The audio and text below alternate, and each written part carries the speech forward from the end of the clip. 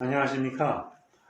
세계화와 지역화에 대해서 여러분에게 그 내용이 무엇이고, 신문에서 보는 것처럼 단순한 문제가 아니고, 세계화는 국가뿐만 아니고, 기업이나 가게에도 영향을 미치기 때문에, 세계화와 지역화에 대해서 전공 과목의 성격을 떠나서 상식선에서 여러분에게 쉽게 설명드리고자 합니다. 세계화는 그냥 글자 뜻대로 얘기하면 어떤 무역 장벽을 없애가지고 제약뿐만 아니고 생산 요소도 자유롭게 이동하는 것이 세계화가 됩니다.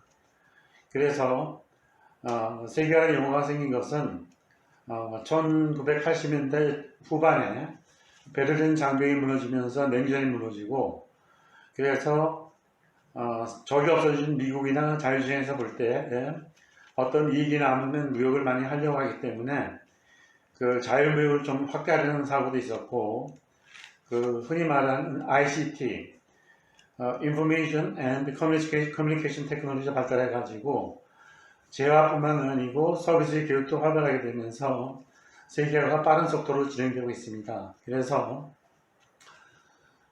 세계화를 먼저 이렇게 물어보면 제일 간단한 답은 세계적으로 모든 시장을 개방하는 것이다, 그렇게 설명할 수도 있고, 조금 더 구체적으로 얘기하면 생산하기 위해서는 우리가 자본이나 노동을 쓰게 되는데, 그런 자본과 노동도 이동을 자유롭게 하는 것이 세계화가 그렇게 되는 겁니다.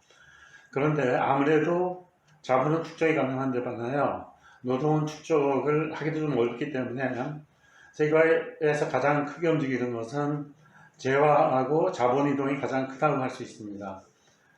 그러면 세계화가 있을 때 상징적으로 많이 얘기되는 것이 자유무역을 주장하는 학파가 있게 되는데, 국제경제기구로 얘기하면 General Agreement on Trade and Tariffs, 무역 및 관세하는 일반 협정이 같은데, 그것이 자유무역을 추구했습니다. 1947년 설립돼 가지고 쭉 진행되어 오다가 1995년에 이름을 World Trade Organization으로 바꿨습니다. 그래서 차이점을 얘기하라고 그러면, 가트는 자유무역을 추구한 거고, WTO는 세계무역기구는 공정무역을 추구하는데, 가트는 자유무역을 추구하다 보니까 무역장벽을 없애는 쪽에 집중을 하는 거고, WTO는 공정무역을 하다 보니까 페어 트레이드가 됩니다.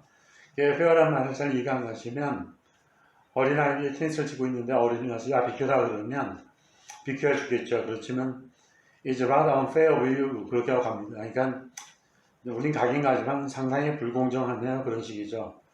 거기다 더 붙이면 It's rather silly of you, 이 멍텅구리 녀석이야, 그렇게 할 수도 있고, 걔네들이 조금 더 컸으면 How can you behave such a pattern of uncivilized pattern of life? 넌 문화인이 아니구나, 그렇게 갈 수도 있습니다. 어쨌든 1995년에 WTO는 가트보다 무역의 자유화를, 공정을 더 많이 하기 위해서 했는데, 여기 공정이라는 문제가 참 어렵습니다. 공정한 게 뭐냐 그러면, 축구를 할 때 평지에서 해야지, 상대방은 높은 데 있고 우리는 낮은 데 있으면 아무래도 위에 있는 사람이 유리합니다. 그래서 전쟁을 할 때도 고지를 점령하기 위해서 전투를 많이 하게 되죠. 그래서 쉽게 말하면 same level playground니까 같은 수준에서 경쟁을 하자는 게 WTO가 추구하는 겁니다. 그러면 세계화라는 용어가 본격적으로 쓰인 것은, 역사학자는 세계화가 옛날에도 있었다, 실크로드도 있었고 이런 게 있었지 않느냐 그런 건데, 무역이 대규모로 이루어진 것은 1776년에 스미스가 불운을 쓰고 나서 그 이후에 대규모로 이루어진 겁니다. 그래서 여기서 대규모로 이루어졌다는 얘기는 제조업 제품하고 농산물을 교환한다든지, 그 전의 무역은 사실상 희귀한 물건을 얻기 위해서 실크도를 따라서 아시아의 비단을 유럽에서 구했고, 아시아는 유럽이란 향수를 구해온다든지 그런 식의 무역이었고, 지금 우리가 말하는 근대 무역은 사실 18세기부터 시작된 겁니다. 그래서 세계화는 무역을 자유롭게 하는 것이 중요한데, 무역을 누가 하느냐 그렇게 물어보면 되게 다국적 이야기 합니다. 그래서 다국적 기업은 쉽게 말하면 생산량과 판매량이 50% 이상을 해외에다 파는 거고,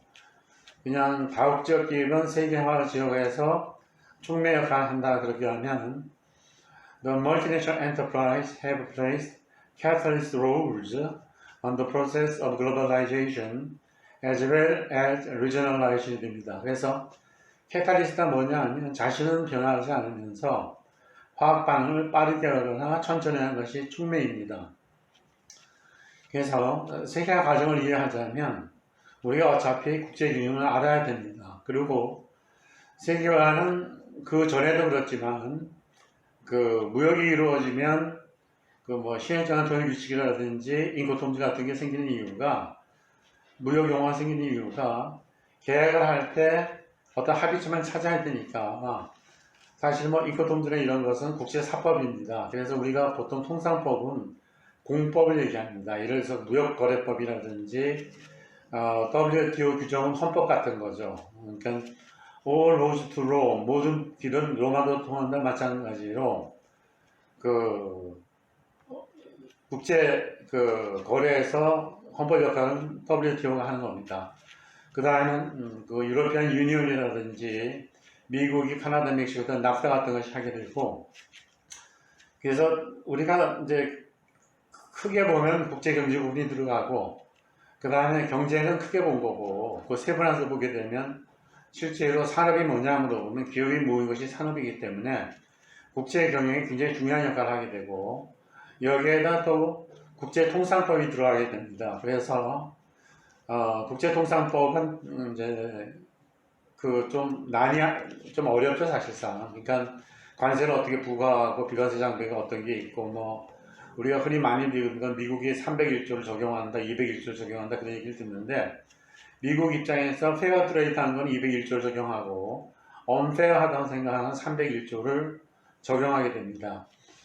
그리고 이제 국제화에 걸리기 때문에 또 등치가 큰 국가는 쉽게 말하면 자기 나라법을 여기에 적용시키는 경우도 있습니다. 그래서 테리토리는 자기 국경이고 헤븐리 그러면 하늘이 그런 뜻인데 엑스트라 테리토리 어플리케이션 도메스틱 로 하는 경우가 있습니다. 예를 들어서 대한항공이나 브리티시 에어가 미국에서 왔다 갈 때 뭐 담합을 하지 않았느냐. 그래서 미국 정부가 공정거래법에 위반됐으니까 너 벌금을 내라 그런 식으로 되는 겁니다. 그래서 그 세계를 가르치려면 국제경제도 가르쳐야 되고 국제경영도 가르쳐야 되고 통상법도 가르쳐야 되고 또 뭐 사법은 법도 아니냐 그러면 뭐 인권통지라든지 신용장 통일주도 넣어야 된다고 넣을 수는 있죠. 비중은 작지만 그리고 국제관계론도 관계되고 하기 때문에 이 많은 것을 전공을 사해서 가르치기는 상당히 어렵습니다. 그래서 제가 이 책을 쓰게 된 이유는 우리 한민족이 잠재력은 굉장히 큰 민족인데 지금 분단된 것도 좀 안타까운데 우리가 동북아에서 우리 위치를 찾으려면 도대체 세계화 지역화가 어떻게 돌아가는지 알아야지 우리가 어디로 갈 수 있는가를 판단할 수 있게 됩니다. 그러니까 운전할 때 방향을 잡는 것을 우리는 핸들이 좋다 나쁘다 그러는데 영어로 하면 steer, S-T-E-R입니다. 방향을 잡는 거니까 그 어떤 일을 준비할 때 스티어링 커미티라고 그러죠. 발기위원회를. 그러니까 우리가 어디로 가는 방향을 잡는 게 중요한 거죠. 그 영국 속담에 그 거북이가 토끼에 있죠. 그러니까 토끼는 빠르지만 거북이가 부지런해서 이기는 것처럼 slow and steady wins the race가 중요합니다. 그래서 우리가 뭐 빨리빨리 해서 잘하는 면도 있지만 사실 또 빨리빨리 해서 외국인이 보기에 좀 멍청한 면도 많습니다. 사실상. 그러니까 현명한 사람이 되기 위해서 그러니까 쉽게 얘기하면 세계화 지역화가 도대체 어떻게 움직이는데 우리 소비자나 가게는 어떻게 대응해야 되고 기업은 기업 전략을 어떻게 세워야 되고 정부는 기업이 좀 번성하게 하려면 기업을 어떻게 밀어줘야 되는가 기업가 정신을 어떻게 살려야 되는가 그런 걸 종합해서 보는 게 필요하기 때문에 제가 이 과목을 설정하였고 이 과목은 그래서 가르치는 깊이는 난이도는 그냥 학부 수준에 맞추기로 했습니다. 학부 2학년이나 뭐 대학 입시하는 학생도 좀 열심히 들으면 이해가 갈 정도로. 그리고 설명을 어느 수준을 하느냐. 경제학 설명하려면 세 가지 방법이 있습니다. 저와 지금처럼 말로 하는 방법, verbal exposition이 있고, 그 다음 뭐 가로에 재활을 나타내고 세로에 가결을 나타내고 수열 곡선은 내려오고 공급 올라가고 뭐 만남의 그림을 그리면서 하는 그래픽 exposition이 있고, 그 다음에 이제 수식을 써가지고 하는 방법이 있는데, 여러분 상식 수준에 맞추자면 뭐 수식을 많이 쓴다는 것은 별로 바람직하진 않습니다. 필요하면 꼭 쓸 때도 있겠지만, 그리고 그래프도 많이 그리면 뭐 혼돈스러우니까 말로 하면서 여러분이 들으면서 그냥 마음속으로 그려보세요. 그냥. 그래서 뭐 수요 곡선이 뭐냐 그렇게 물어보면 가로축에 수량을 나타내고 세로축에 가격을 나타내면 가격이 떨어지면 사람들은 소비를 많이 하니까 그걸 다 직계적으로 더하면 총 수요 곡선은 내려오는 거고, 생산업자 입장이나 물건을 파는 사람은 가격이 오르면 공급을 증가시키면 올라가서 만난다. 그래서 수요 공급은 경제학에 가장 기본적으로 많이 쓰이는 겁니다. 그래서 한 예를 든 거고, 그러면 제가 지금 우리가 등산을 하거나 어디 갈 때 중요한 것은 전반적인 지침이 중요합니다. 예를 들어서 어디 산에 가면 위험한 계곡이 있고, 어디 가면 낮잠을 잘 수 있는 바위가 있고, 어디 가면 예쁜 꽃도 있고, 어디 가면 신냇물이 졸졸 흐르니까 발 담그고 좀 쉬었다 갈 수 있다. 그런 게 중요하니까 오늘 첫 시간이기 때문에 어떻게 보면 여러분하고 워밍업 하는 겁니다. 그러니까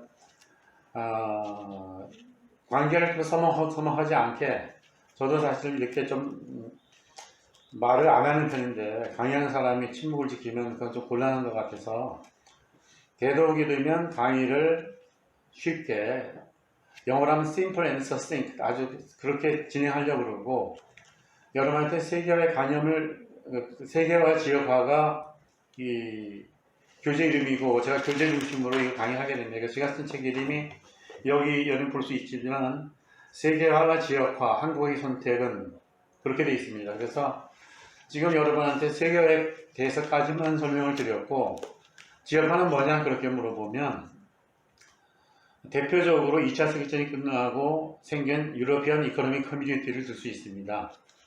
2차 세계전이 끝나자 세계에서 공장이 돌아가는 것은 미국밖에 없었고, 그리고 구소련이 막강한 군사력을 가지고 있었습니다. 그래서 독일이 양분되었고 우리나라도 양분된 겁니다. 어떻게 보면 전승국끼리 크게 그렇게 나눈 거죠. 그냥.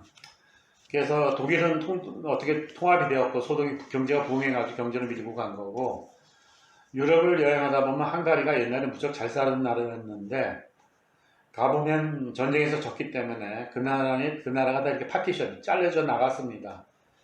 그래서 저는 뭐 우연히 교회에서 헝가리 국제문제연구소 가서 연구실을 달라고 했더니 그분이 웃으시면서 여기는 공간이 좁다. 원래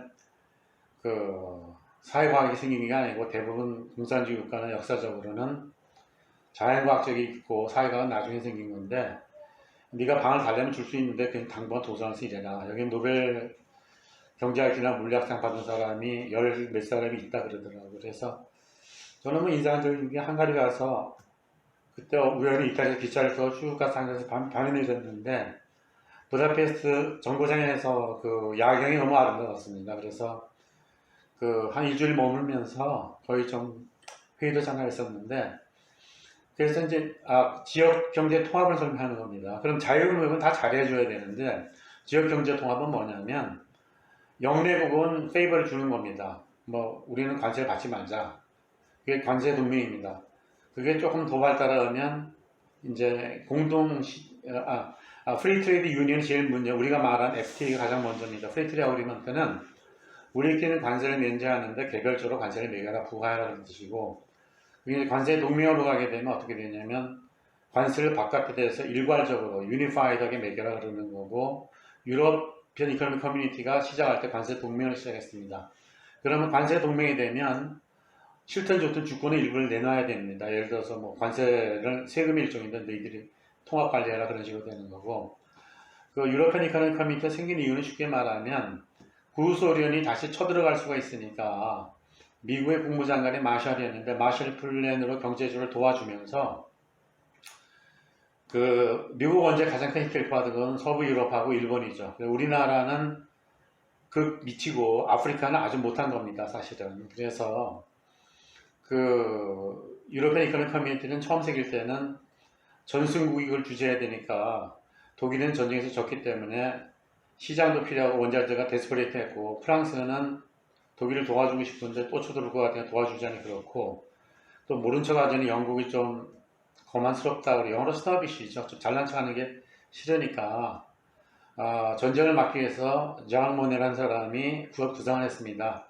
전 군수물자를 통합하자. 유로피안 커뮤니스트 커뮤니티를 1952년에 만들고 그거를 만들면서 이제 전쟁을 하지 않는 쪽으로 가면서 만든 유로피안 이코노믹 커뮤니티인데 여기는 주도한 거는 프랑스, 독일하고 이탈리아가 뛰어들고 우리가 말하는 베네룩 3국이 뛰어들어온 겁니다. 그리고 영국은 여기 가입하는 것이 두 가지 이유가 있습니다.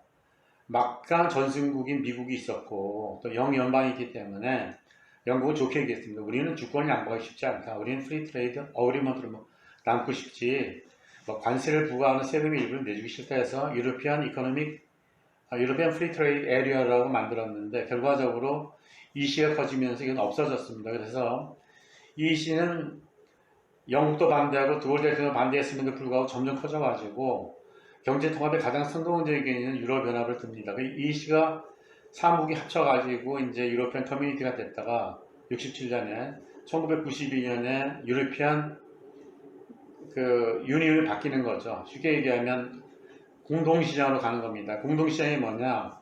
영국의 노동자가 독일에서 이렇게 다닐 수 있게 생산연수로 이동을 시키니까 영내국은 보조금을 주는 것이 되는 겁니다. 그 다음에 그 당시 이제 그 경제 동맹으로 가자 하니까 유로피안 모니터리 유니언을 1999년에 만들고 유로를 2002년에 만들어 쭉 가는데 여기서 주도는 이제 독일이 잡고 프랑스 잡으니까 영국이 물밀 겨자먹기식으로 퇴짜를 맞았다가 들어갔는데 다시 나오게 됐는데 영국에 나오게 된 여러 가지 이유가 있습니다. 근데 제가 영국에서 이렇게 보니까 영국 애들이 참 영국 사람들이 대단한 게 돈이 없더라도 핵잠수함을 사더라고요. 왜냐면 마지막 방어 수단이니까.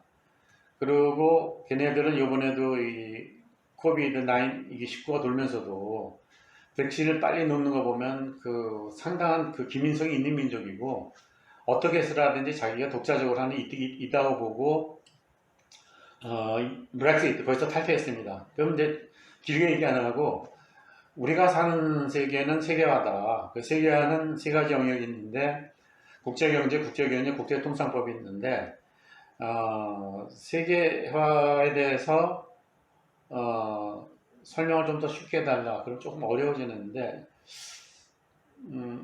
이렇게 설명을 할게요. 제가 자유무역에 대해서 다음 시간에 설명하게 되는데 여기서는 그냥 하이라이트만 할게요. 기본만. 자유무역을 주장한 건 영국의 고전학파입니다. 그전에는 중상주의가 있었고 중상주의는 무역의 총량이 많은 게 중요한 게 아니고 트레이드 서플러스를 가지고 귀금속을 사들이고 그걸로 전쟁 물자를 사가지고 이제 나라를 부강하게 하니까 중상주의는 부국 강경을 노린 겁니다. 그리고 여기에 대해서 스미스는 국부를 했을 때 뭘 반대했냐면 국가가 개인의 경제 활동에 개입하지 말아라. 소비를 하거나 생산을 하거나 무역을 하거나 가입하지 말고 그 분업과 특화를 잘하게 되면 잘 살 수 있으니까 피 만드는 공장을 예로 들어가지고 생산성이 높아진 것을 보여준 겁니다. 분업과 특화를 두 나라 간에 하게 되면 어떻게 돼요? 예를 들어서 영국은 면방직을 싸게 만들 수 있죠. 철도도 먼저 되고 산업이 발전하니까 인도에서 목화를 싸게 가져올 수 있고 포르투갈은 지중해 있으니까 햇빛도 많이 쬐니까 포도주 싸게 만드니까 생산비가 싼 걸 만들어서 교환을 하게 되면 더 잘 살 수 있다. 그게 절대 우위론입니다. 여기까지만 설명할게요. 그러면 스미스의 주장 한마디로 얘기하면 보이지 않는 손입니다. 그래서 거기서 손은 주먹을 얘기하는 게 아니고 국가의 개입이 없는 걸 얘기합니다. 그럼 비지블 핸드는 뭐냐? 그건 국가의 개입이죠. 고전학파는 제가 가르칠 때는 어드미니스트러트 피아트로 가는 행정적인 피아트. 그 피아트는 피스트, 핸드와 똑같은 얘기입니다. 그러니까 개인이 희생하더라도 도둑질을 해서라도 해적질을 해서라도 파이어레이트 캐리비안 가서 금을 많이 가져와라. 그 금 가지고 부자가 되자 그런 거고 스미스는 산업혁명의 연구에서 발생을 하니까 결과적으로 산업자본가가 이윤을 모으려면 이 자본이 축적이 돼야 되니까 자유무역 분유가 특화를 하면서 분유가 특화를 두 나라가 하면 자유무역이 되니까 자유무역은 영국이 주장하는 거고 그러니까 자유무역을 한다는 것은 시장을 믿는 겁니다. 그러니까 시장이 가격이 신축적이고 정보가 완전하면 자원보유이 최적이 된다 그렇게 하는 거고 시장을 믿으면 여기서 말하는 시장은 동대문 남대문 시장이 아니고 주택시장, 월드 골드마켓, 세계 금시장 이렇게 어떤 잠재적 실제 수요 공급자가 만나는 시장을 얘기하는 겁니다. 그러면 우리가 말하는 블랙마켓은 공정한 거래가 아니죠. 예를 들어서 영국 사람들이 영국 여행할 때 영국의 백화점 같은 데 제품을 갖고 싶어 하는 것이 송베이를 가장 갖고 싶어 했다고 그럽니다. 러시아 같은 데 여행하면. 그럼 제가 여기서 강조하고 싶은 것은 세계화의 개념을 알아야 되니까 시장을 믿으면 자유무역을 하고 자유무역을 더 적극적으로 하면 우리나라가 60년대 수출지향적 공업화 정책이 되고 그게 더 나가면 경제통합을 해서 경제통합을 지금 뭐 유럽연합, 미국 난이 그렇게 다 하면 세계화가 된다 그렇게 볼 수 있는 거고 우리가 세계화를 할 때 여러 가지만 세계에서 사업가들이 만나는 것은 월드 다보스 포럼이죠. 스위스에서. 그리고 개도국이 만나는 건 월드 소셜 포럼이니까 반대 개념입니다. 월드 소셜은 세계화는 맞는데 좀 다른 방향으로 좀 하자. 우리도 먹고 살자 그런 얘기고 선진국에 사는 얘기는 먹고 사는 것도 중요한 줄 아는데 우리가 2차 대전 때 그냥 죽었냐. 우리가 IMF라든지 세계은행을 만들고 국제경제 질서를 세울 때는 다 어떤 우리 가치관에 맞춰서 세운 거니까 너희들은 그냥 따라와라 이렇게 얘기를 한 겁니다. 그래서 보호무역을 할 때는 시장을 안 믿는 겁니다. 그 시장의 실패가 발생한다 그런 얘기입니다. 그 시장 실패는 가장 쉽게 말하면 교통신호가 바르게 와야지 교통정리가 되는데 트래픽이 펄스 시그널이 들어오면 파란불에 빨간불 들어오면 트래픽 컨제스션, 트래픽 잼이 생기게 됩니다. 마찬가지로 교란이 생기니까 시장 실패를 믿게 되면 보호무역을 하는 거고 보호무역을 하면 수입 대체를 주장하는 거고 수입 대체를 주장하면 경제 통합을 개방적으로 하는 것이 아니라 유럽이었어요. 유로피안 포트리스 좀 하게 되고 그럼 세계가 반대되는 개념이 됩니다.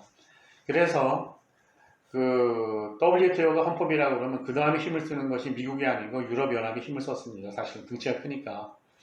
최근에 와서 중국이 부상하면서 중국의 영향도 커지는 거고 세계화가 있고 지역화가 있고 전혀 기대치 않았던 것은 사실 미국이 세계 경제를 이끄는 로코모티브 기관차 역할을 했었는데 미국의 경제가 정말 1960년대 60년대 말이죠. 그러니까 쉽게 말하면 50년, 그러니까 자본주의 가상 60년대인데 그때는 독일, 일본 다 올라오니까 미국, 유럽, 일본이 세계 경제를 끌고 가는데 그 중에 앞에는 미국이 있었는데 독일이 제품을 잘 만들고 일본이 만드니까 미국이 적자가 생기면서 독일의 외화 보유가 미국보다 많아지면서 미국 달러가 약해지기 시작합니다. 그래서 이게 나중에 얘기했지만 달러 크라이시스, 리퀴드 딜레마인데 무역이 증가하면 달러나 파운드를 더 찍어야 되는데 더 찍으면 이게 평가 절하가 가수가 되니까 어떻게 못하니까 미국의 경제학자는 이 바람에 IMF를 세계은행을 만들자 그러니까 다 반대했죠. 왜냐면 그래도 미국이 힘이 센데 더 힘을 줄 필요는 없지 않냐. 그럼 종이돈을 만들자 그래 만든 것이 특별 인출권입니다. 이렇게 좀 너무 어려워지는데 쉽게 합시다. 우리가 영어 공부할 때도 너무 어려운 말을 써서 못하니까 쉬운 게 제일 좋습니다. 이직함 이지고가 쉽게 얻어 잊을 수도 있지만 저는 말은 쉽게 하니까 소화는 여러분이 좀 어렵게 하세요. 그냥 자면서도 천장에다 그렇게 좀 그려보고 그런 식으로. 그럼 이렇게 하십시다. 세계에서 가르칠 내용은 세계가 열풍이 부는데 저도 조선일보에 기고한 적이 있는데 주민대시하면 세계화는 만능인가 써서 제가 한 일수 있다. 세계화 만능이라고 쓰신 것 같아. 그래서 세계화는 만능이가 퀘스천 맛을 붙지만 세계화는 만능이 아니다. 우리가 군수하고 맞불 작전을 해야지 모르고 맞불 작전 당한다 그런 얘기고 아마 김영삼 대통령 때 그분이 정치만 하다 보니까 우리가 기초가 튼튼하다 보니까 펀더멘털이 약해서 IMF가 온 겁니다. 남 탓할 거 없어요. 그냥 자기 나라 땅이나 자기 경제는 자기가 지켜야 됩니다. 그러니까 필요해서 협공을 상대국이 할 수는 있더라도 그거는 우리가 알아야 되는 거고 그래서 세계화는 많이 쓰이는데 제가 이제 강의하는 목적은 세계화를 피상적으로 해서 본질적으로 얘기 좀 하자. 그래야지 우리가 어디를 갈 걸 방향을 잡는 거고 지역화도 우리가 알아야 되고 그 다음 이제 미국의 보호주의로 가면서 그 간헐적인 정부 개입이 생깁니다. 그래서 지금 우리는 사는 세계는 세계화도 있고 지역화도 있고 간헐적인 정부 개입도 있습니다. 그래서 very occasional rain this afternoon 그러면 미국식 표현입니다. 오늘 오후에 비가 좀 내릴 겁니다. 영국 애들은 there is sporadic rain 그럽니다. sporadic rain 그러면 비가 좀 간헐적으로 오니까 간헐적 정부 개입이 있으니까 우리는 지금 트랙이 하나가 아니고 멀티 트레이드 폴리시 중증주의에 살고 있으니까 그 조합을 어떻게 만드는 것은 국제통상품 정부가 하는 겁니다. 근데 정부가 바보처럼 위에서 하는 게 아니고 가게나 기업이 뭘 하는지 전부 다 알아야 되니까 정신을 좀 차려보자 그런 얘기입니다. 그러니까 부안해도 하지 말고 내 자신을 알라 소크라테스 한 얘기처럼 우리 자신을 다시 한번 관주하면서 우리가 가는 게 맞는가 그걸 알아야 되기 때문에 이 과목을 개설하게 된 거고 이게 첫 시간이기 때문에 오늘은 플레이버를 준 거기 때문에 제가 영어로 한 1분만 하고 마치겠습니다. What I'd convey at this first lecture is that what is the content of globalization? And I just explained that it is the demolition of trade barriers between different countries. But it is somehow related to multinational enterprise because the multinational enterprise have played catalyst on the process of globalization. And we are trading with other countries. We need some universal common law, so we need some constitution of international law. The GATT, General Agreement on Trade Tariffs, and the WTO have played such a role up to late 1990s. Now we are now living in a complicated world of multi-trade policy in which globalism, regionalism, and sporadic intervention coexist. I will reduce the lecture time, approximately 20 minutes from next time. See you. I wish well and see you next lecture. Until then, goodbye everyone.